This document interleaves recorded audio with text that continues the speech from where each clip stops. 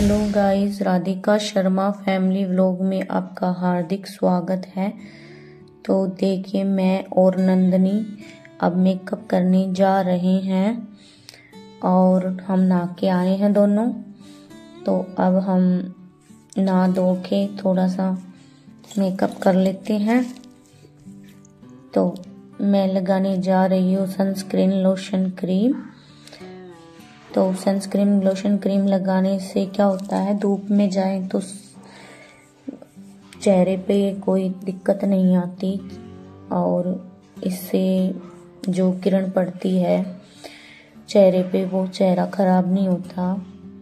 तो इसलिए sunscreen lotion cream लगा लेनी चाहिए अगर बाहर जाए तो। वैसे भी तो मैंने और नंदनी ने लिपस्टिक लगा ली है और अब हम जल्दी से थोड़ा सा हल्का सा लाइट सा पिंक रोज लगाया और अब मैं सिंदूर लगाने जा रही हूँ। तो मैंने सिंदूर भी लगा लिया है। अब मैं आईब्रो पेंसिल ढूंढ रही हूँ कि जल्दी सी वो मिल जाए, क्योंकि आईब्रो पेंसिल लगाने से थोड़ी सी आईब्रोज अच्छी दिखने लग जाती है, ब्लैक ब्लैक दिखने लग जाती है, सुंदर चेहरे पे थोड़ी रौनक सी आ जाती है। क्योंकि जिसकी लाइट होती है वो लगा ही लेते हैं। आजकल तो बहुत सारी काफ़ी तरीके की लाइनर चल रही है जो आईब्रोज पे लगा लेते हैं, लेकिन मैं तो पुराने तरीके से ही एक पेंसिल होती है ना, उससे ही आईब्रोज को थोड़ा सा डार्क सा कर लेती हूँ ताकि थोड़ी सी अच्छी लगे। और अब मैं बिंदी लगाने की सोच रही हूँ। तो मैं और नंदनी बिंदी लगा लेते। तो नंदनी और मेरे को ये बिंदी पसंद नहीं आ रही, फिर भी मैं एक बारी सोच रही हूँ कि ट्राई करके देख लेती हूँ अगर अच्छी लगती है या नहीं। तो ये बिंदी कुछ दिखाई नहीं दे रही चेहरे पे, तो हमने सोचा चलो इसको हटा देते हैं और दूसरी बिंदी का प्रयोग करते हैं।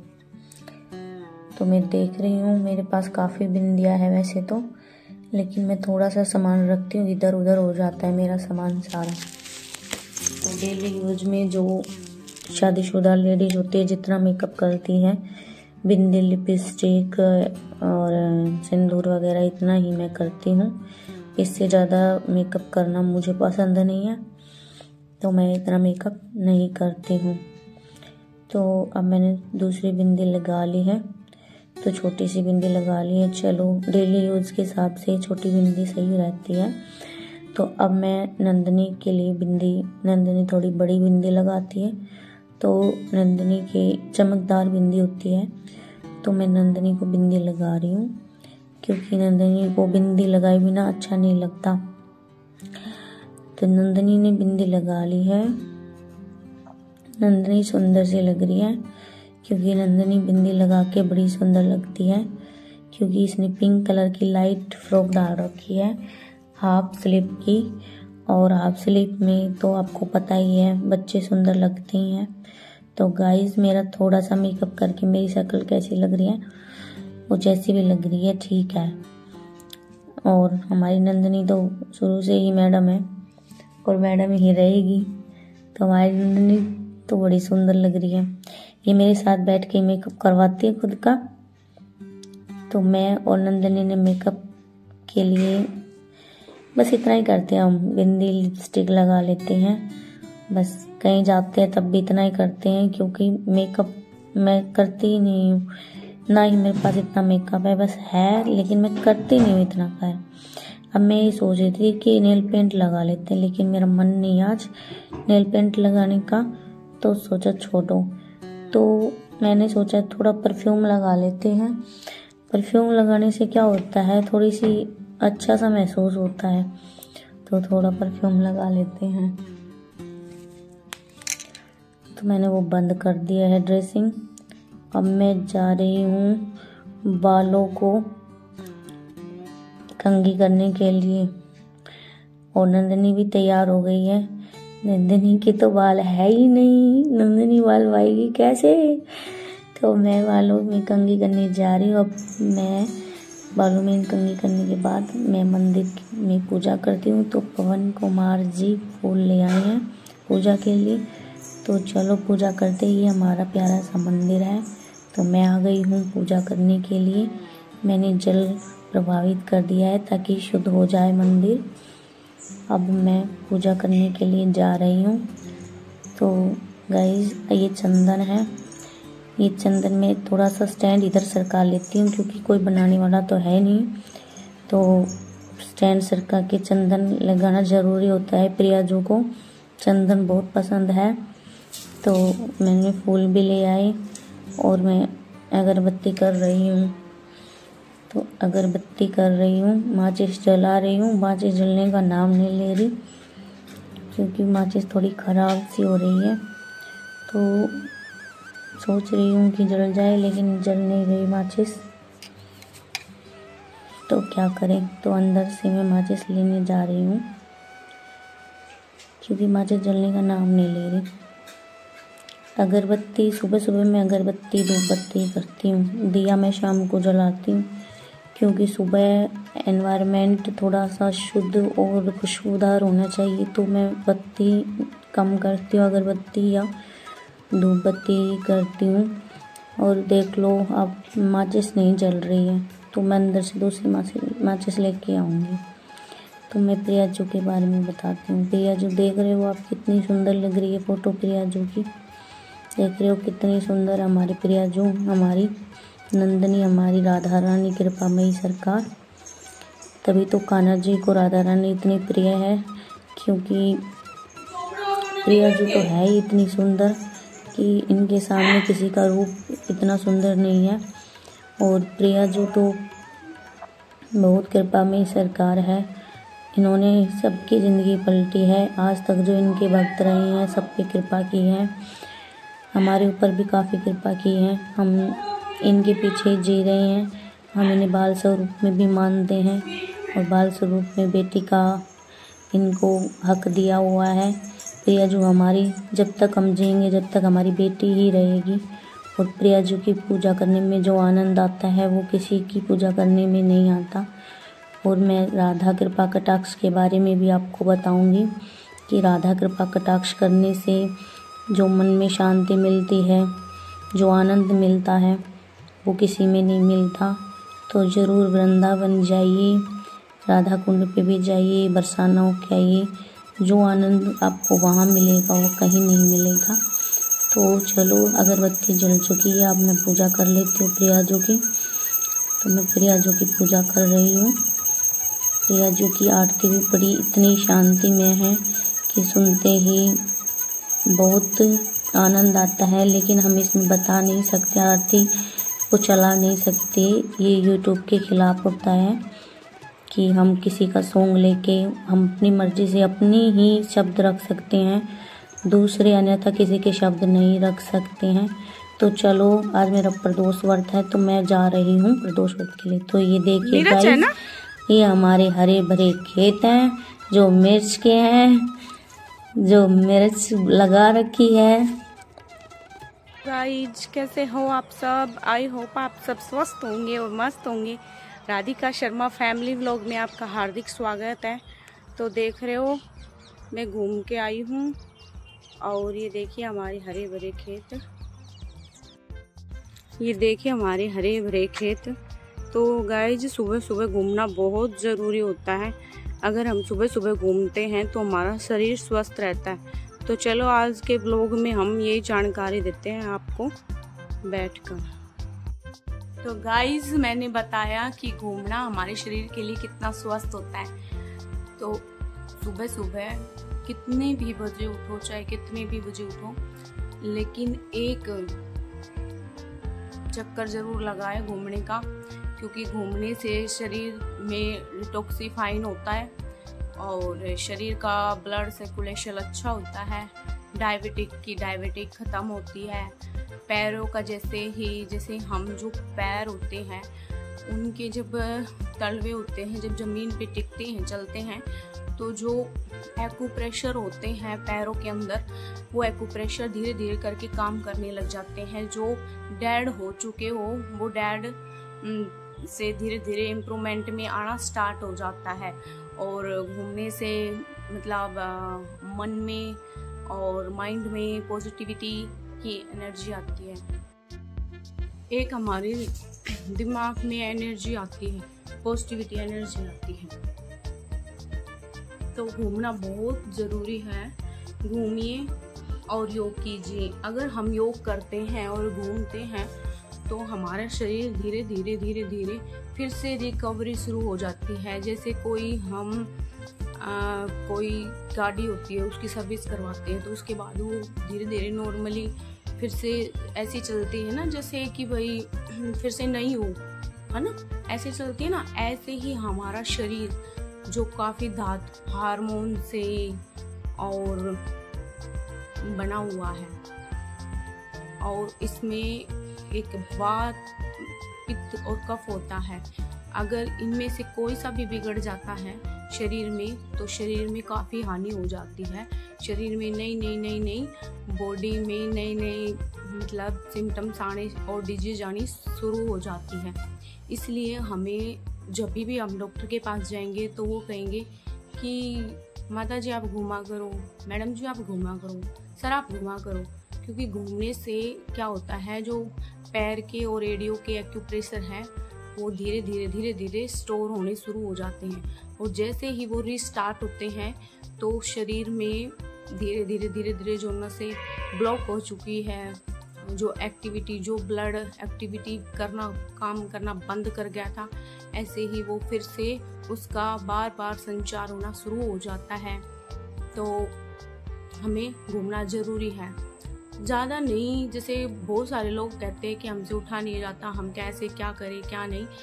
तो उठने की बात यही है, ये सोचो अगर हम 24 घंटे अगर एक हॉस्पिटल में जाते हैं और बेड पे पड़े रहते हैं और वहाँ से उठने का अपना मन करता है कि हम उठ जाएं और उठ के और हम घर चले जाएं या कहीं और चले जाएं, ऐसा मन करता है ना कि भाग जाएं यहाँ से, पर हॉस्पिटल से चले जाएं। हॉस्पिटल में जब इंसान को एडमिट कर लिया जाता है तो क्या करते हैं, वो सोता है, दवाइयाँ खाता है, इंजेक्शन लगवा के सोता ही है। तो क्यों ना हम ऐसा सोना छोड़ दें और ये सोचे कि अगर हम कल को बीमार हो गए, परेशान हो गए तो हमें हॉस्पिटल के बेड पे सोना पड़ेगा। क्यों ना हम जल्दी उठ के अपने लिए, शरीर के लिए अच्छी एक्टिविटी करें, घूमें, योग करें, काफ़ी मात्रा में पानी पिए ताकि हमारा शरीर एक्टिव हो। क्योंकि आधा 90% 70% शरीर में पानी की ज़रूरत होती है। अगर हम पानी भी नहीं पीते तो भी हमारे नई प्रकार की डिजीज शुरू हो जाती है। तो योग और सैर करना बहुत आवश्यक है। तो गाइस सभी योग कीजिए और सैर कीजिए। अगर ऐसा लगता है कि हम उठ नहीं सकते तो मैंने पीछे बताया है कि ये सोचिए कि अगर हम एक बार हॉस्पिटल के बेड पे पड़ गए ना तो फिर वहाँ पे तो सोना ही सोना है। तो इसलिए एक्टिव रहिए और उठिए, ठीक है, और उठ के सैर कीजिए। और देखो घर का काम वाम और इधर उधर जाना तो लगा रहेगा। सबसे पहला अपना जो काम है वो है निरोगी काया।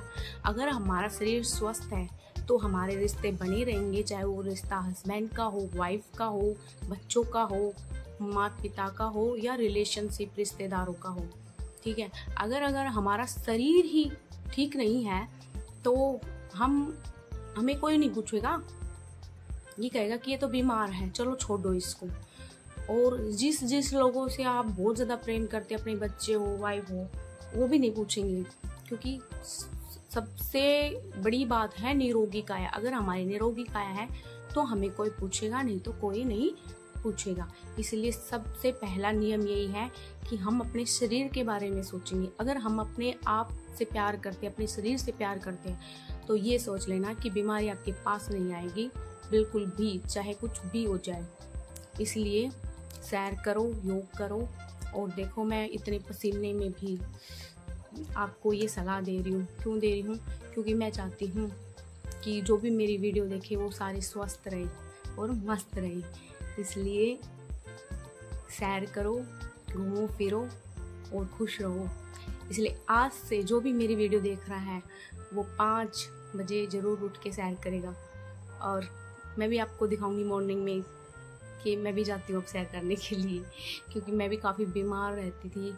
और तो मैंने योग स्टार्ट किए, 2 महीने हुए हैं मुझे योग करते।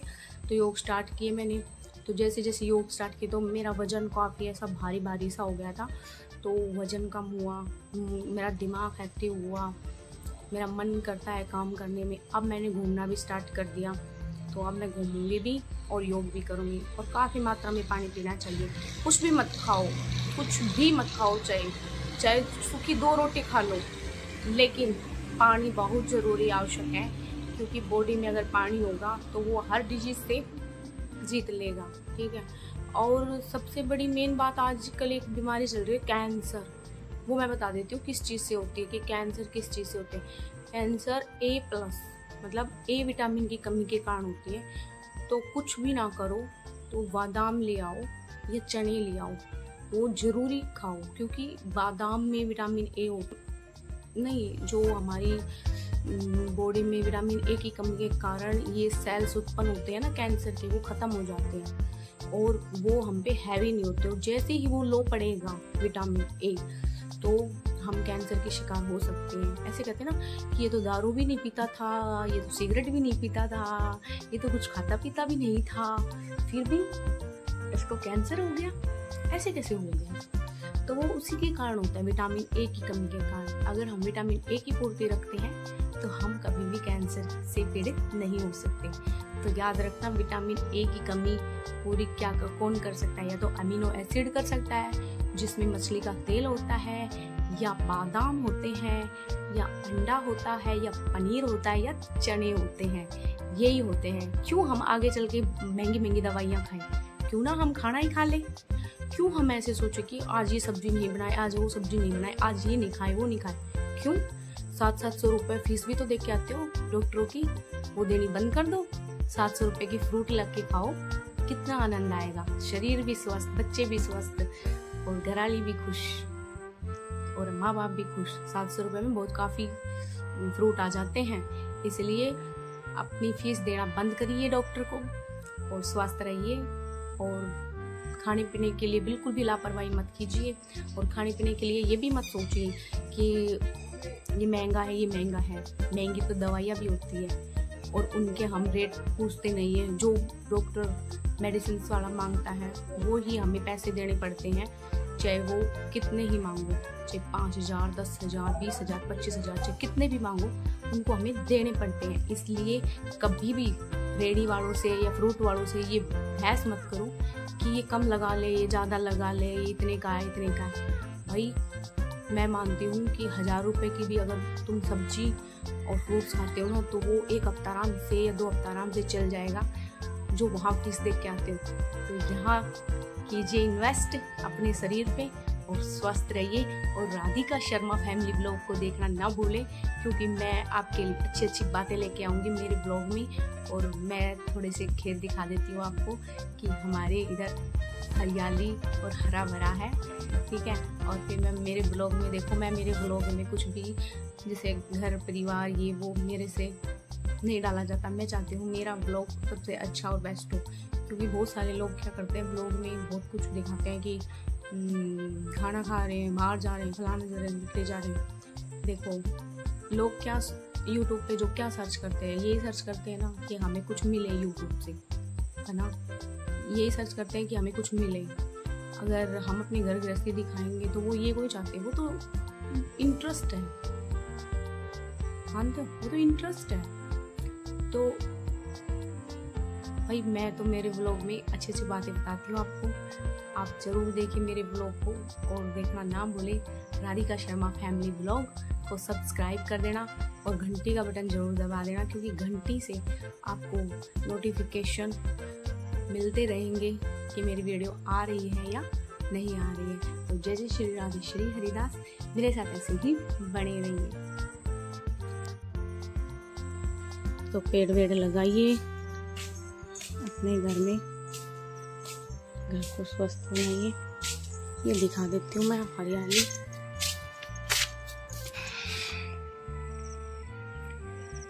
खेतों की हरियाली।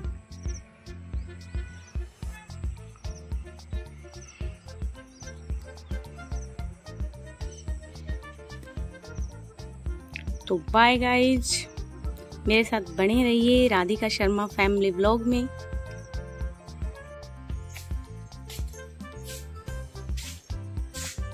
ये देख लो हरा भरा हमारा हरियाली, क्या ही हमारा पार्क। तो चलो चलते हैं।